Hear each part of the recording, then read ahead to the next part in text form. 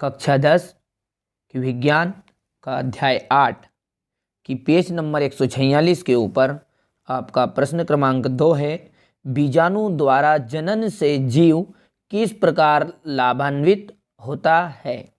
जो बीजाणु है उसके द्वारा जनन जब होता है तो उससे जो जीव है वह किस प्रकार लाभान्वित होता है।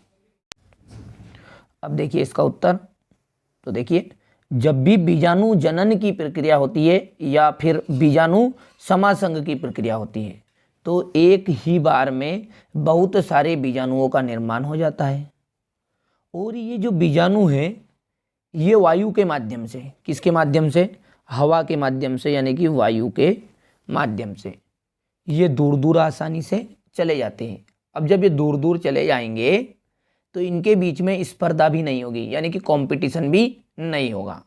क्या देखा अभी तक मैंने बताया आपको कि जो ये बीजाणु जनन की प्रक्रिया है इसमें एक बार में ही बहुत सारे बीजाणुओं का निर्माण हो जाता है।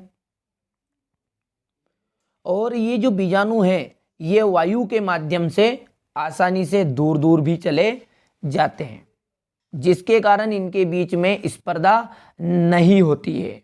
और साथ ही साथ ये जो बीजाणु होते हैं इनके ऊपर एक मोटी भित्ति पाई जाती है, इस तरह की मोटी भित्ति पाई जाती है। ये जो भित्ति है ये क्या करती है, इनको प्रतिकूल परिस्थितियों में इनकी रक्षा करती है तथा अनुकूल परिस्थिति में ये जो बीजाणु है वृद्धि कर लेते हैं। तो इस प्रकार जो बीजाणु हैं उनके द्वारा जो जीव होते हैं वो लाभान्वित अधिक होते हैं।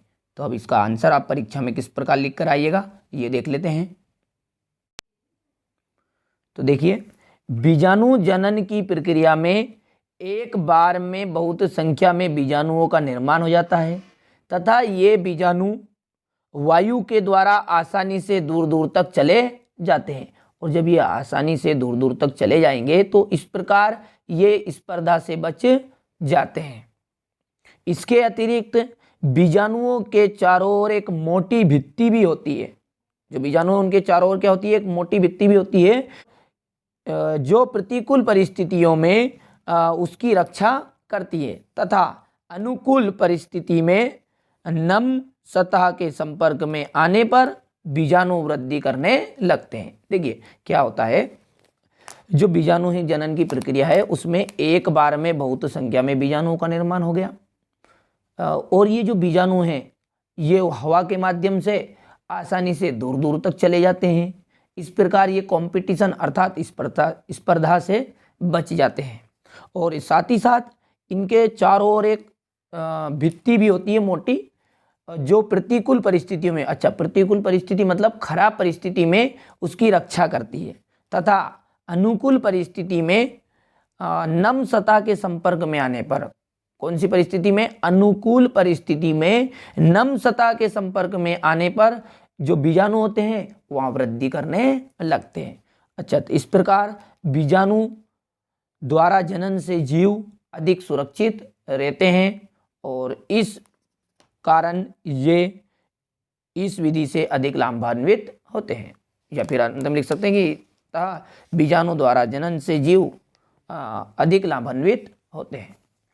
देखिए अब आप इसका स्क्रीनशॉट ले लीजिए और अपनी कॉपी में लिख लीजिएगा। एक और दो बार पढ़ेंगे तो अच्छे समझ में आ जाएगा। ठीक है, तो अब यहाँ से स्क्रीनशॉट इसका ले लीजिए।